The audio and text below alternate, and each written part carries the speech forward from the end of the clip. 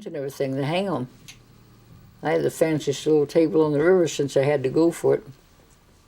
I have the other boat that runs, of course. He's got the regular one that goes on the single boats, but I don't like those big old square tables. Too hard to handle. What I have is little. You have to set it up, have to put pieces together, but it sure is a handy little thing, I have to admit, once you get it up. Yeah. But I had to change. Some of my boatmen are the ones that was a laugh because they didn't like it at all. They had much preferred to have it more primitive. Yeah. So I never did hear of anybody complain about bending down to the sand, but the park rangers said people didn't want to, so. What are you going to do with that? So I had to change. I bet you've seen a lot of changes. Well, I had to change because I was told so. Here's a glass of water. Oh, thank you. If you ever Not that I wanted to, but I was told to.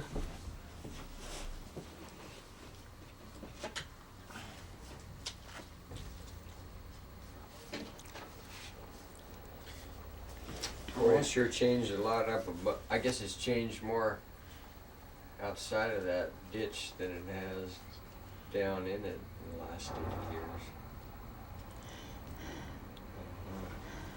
I always kid the ranger, and said, gee, how'd I do all them 25 years without you? Because they weren't allowed on the river till the dam come in. And first ranger went with me. I had to get a special permission out of Washington. And I was trying to do it so they wouldn't sit up and talk about Powell talking about people drowning with silt in their clothes, because I said that was not true and I'm trying to get passengers. So I got the first one and had to have a special permit out of Washington, who was Dan Davis. Washington didn't want to let them come down? Oh, no rangers were allowed on the river before the dam. And they don't like to hear this even said now, because they'd give anything if they could say they were the great adventure or something. But they weren't even allowed on the river. Then when I put in for it, I said flatly, don't give me a desk clerk now, give me someone that, that's a little ruggeder. Yeah, I put in flatly, don't you give me a desk clerk. But I got the right fella, he was great.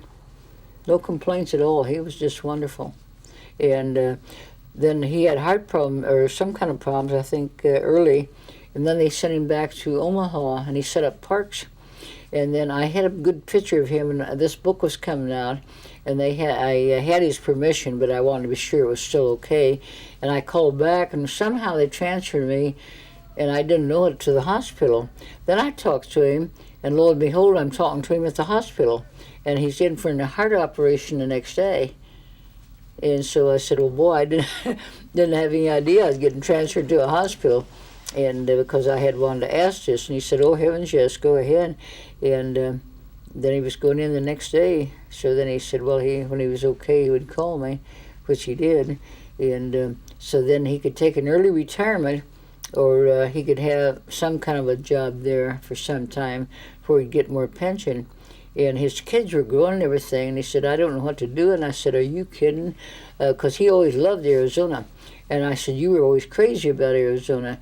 And you mean to tell me you don't know what to do when you don't know, let's put it flatly, how long you're going to live? Why, boy, what are you hesitating about? Take that lesser money and get back to Arizona, for heaven's sakes. And you can pick up part-time something. So he said, really? And I said, well, I wouldn't even think about not quitting. If it was me, you don't have the kids, you don't have that responsibility no more. And so then he called about a week later and said, I decided to go your way. And he did. He came out to Arizona. And then he got a house was cheaper then, and so he was in luck there. And then he hiked, and then he did fine. Then he got a part-time job in that living museum. And so then this was fine, too, because he was good at this sort of thing, and it followed with line of what he had liked originally. And then the main fellow retired, and he's in full charge down there now. Great. Yeah, I hear from him off and on.